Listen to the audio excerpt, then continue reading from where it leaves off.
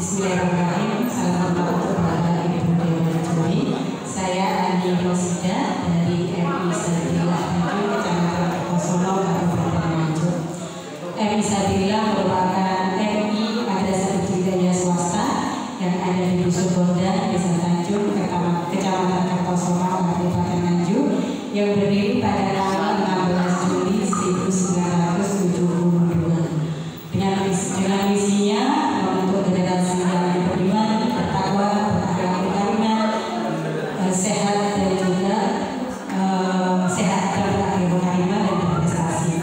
Dengan misinya melahirkan generasi muslim yang berakhlak karimah, melahirkan generasi muslim yang terampil dan cerdas, berwawasan luas, dan satu lagi dengan wawasan sosial kebangsaan.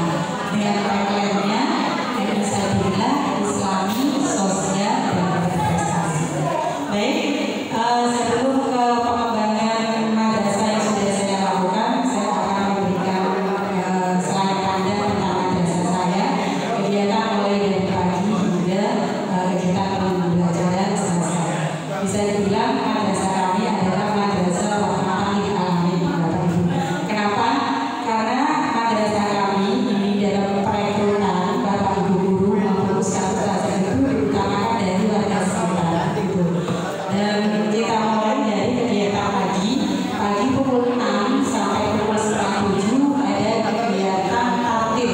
Kegiatan tartil ini diambil dari anak-anak yang kelas 4, 5, 6 bacaan Qurannya yang bagus dan didampingi dengan satu guru TPQ seperti itu.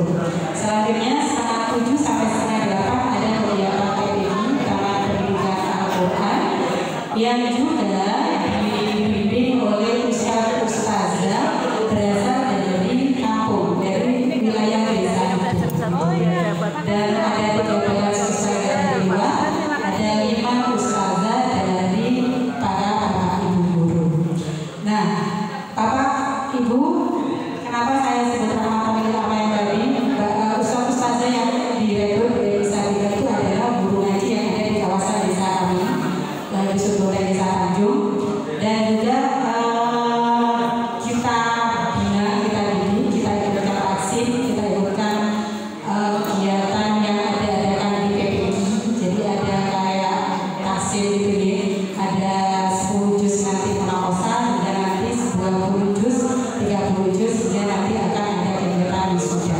Jadi bapak ibu guru atau ustaz-ustaz PPI ini dari lingkungan sekitar yang mereka mengajar di rumah tapi tidak mempunyai izin operasionalnya sendiri seperti itu. Lanjut dilanjutkan kegiatan setengah 8 sampai setengah 8 untuk kelas 1 dan 2 pembiasaan sholat duha berjamaah di dalam kelas. Untuk kelas 3 dan 6 ada kegiatan sholat duha di masjid. Dan ini dipisah untuk kelas 3 dan 4, kelas 3 dan 6. Kenapa dipisah? Karena mungkin supaya lebih kondusif gitu ya untuk mengendalikan anak ketika sholat. Dan kelas 1 2 kita dibacakan dengan suara keras. Untuk kelas 3 sampai 6 sholat duha di masjid seperti biasa.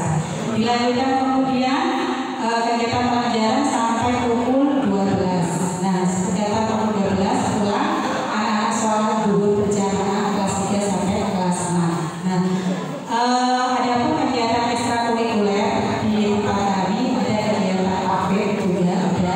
Alhamdulillah kegiatan pabrik di tempat kami, meskipun anak-anak sudah lulus itu bisa sampai 4 sampai 5 juz kapal. Tapi qadarullah pembinanya tidak bolehkan itu lomba. Jadi dari syaratnya dari doa wali kudus itu kafirnya tidak boleh diikutkan lomba. Jadi meskipun saya sendiri, anak saya yang di situ hafal 4 juz, ya terpaksa meskipun saya berkeinginan, tapi karena syaratnya dari sana tidak bisa diikutkan lomba, jadi ya harus menerima itu. Dilanjutkan dengan kegiatan ekstrakurikuler, ada drum band hari Minggu, minggu pertama dan ketiga ada ekstra sepak bola, itu minggu kedua dan keempat. Ada juga kegiatan RTQ itu setengah 7 sampai setengah 8 hari Jumat. Ada kegiatan literasi. Kebetulan saya sendiri yang pegang literasi ini saya ambil di jam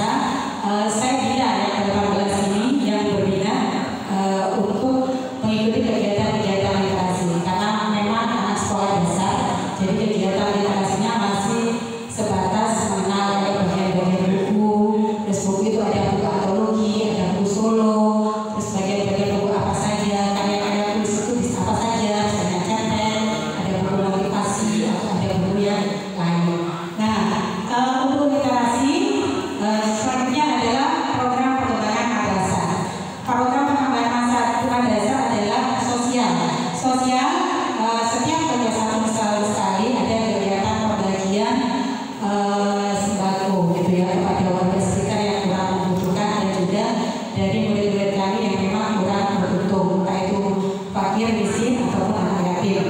Yang kedua adalah program literasi. Itu ya, untuk sosial itu alhamdulillah di tempat saya sudah ada namanya program Cibitan Beras, Bapak Ibu. Jadi Cibitan Beras ini awalnya ditujukan kepada Bapak Ibu guru saja. Ada PPQ, ada Madin, ada EK, MI, MPS. Tapi kemarin saya sampaikan ke rapat wali murid, alhamdulillah anak-anak dan wali murid juga tertarik sehingga mereka ikut Cibitan itu. Dan 1 bulan kita laksanakan, setiap 1 bulan sekali hari Jumat kita laksanakan bersama anak-anak. Saya berusuhan istilahnya ya, berusuhan untuk membagikan sosial, yaitu kegiatan sosial kepada warga sekitar.